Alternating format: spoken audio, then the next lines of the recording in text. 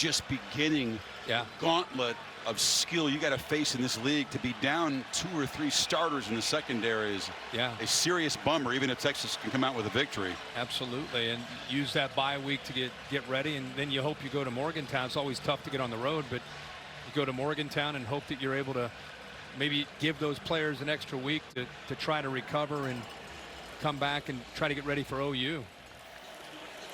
The punter Hutton in his end zone. Jones, who's had a great night at safety, is up as a returner, but this is a very short kick, which is bouncing around. Did it touch a Texas player? A couple of guys were there. It bounced backwards into a couple of guys, and unclear who it touched, but Texas has recovered anyway. It is Texas. It definitely hit a Texas player.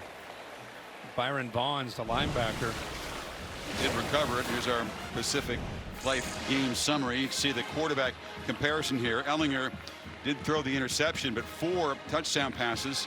Sanders has been an effective runner as well, but does have those 2 interceptions.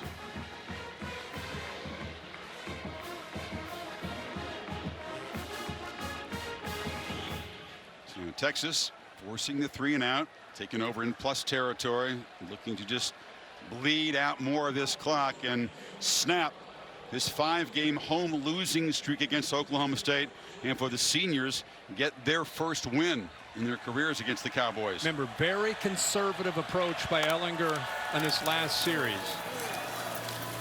Sean Johnson cradles the ball in 2 arms and gets 2 yards.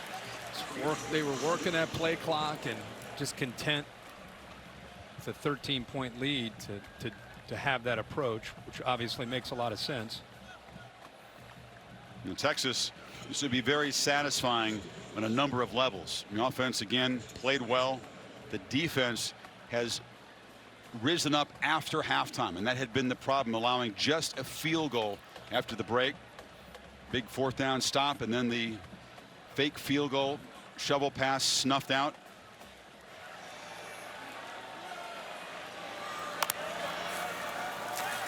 Ellinger batted down, threw it right into the arms of Kevin Henry, the linebacker. Well, it's a nice play by Henry, who just times it up perfectly. And not only is he able to knock it down, but he stops the clock. Tried for Duvernay one more time on that slant. Ingram back in the game. He can run the play clock down. Need 8 on 3rd down. Ingram stutter steps, fights, but comes up 3 yards short. It's Henry, and it's 4th down. Lost the shoe again. So Texas has tilted the field and been playing in this end lately, and see if they punt it down there again. Yeah, and again, Tom Herman, we just talked about complementary football and playing smart. Of course, he'd love to just keep scoring. The offensive coordinator in him would love to just keep firing away and coming up with points with his talented offense, but instead he's very wise, works that clock, trying to get out of here with a win. Looks like they'll let it run down and spend a timeout. You know, they just take the 5-yard penalty and probably take the punter more room. Herman's an interesting story. He's 43 years old, but he was 30. He was on a staff that got fired at Sam Houston State. He really felt like this profession isn't for me. His wife was doing the supporting of the family. Imagine that, though, 13 years later, he was given a chance in the place back where he was a GA under Mack Brown, a graduate assistant. And came back to Texas only as the head coach. Never forget when Urban Meyer became the head coach at Ohio State and he started to put his staff together, and everybody wanted to know who's Urban Meyer going to hire as his defensive coordinator and offensive coordinator, and he announced Tom Herman out of Iowa State, and everybody thought, huh?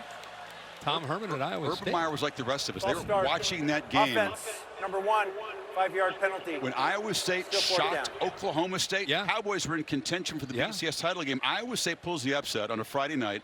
Urban Meyer's watching that game, watching how that Iowa State offense was manufacturing things. It's that guy. Yeah. And that was what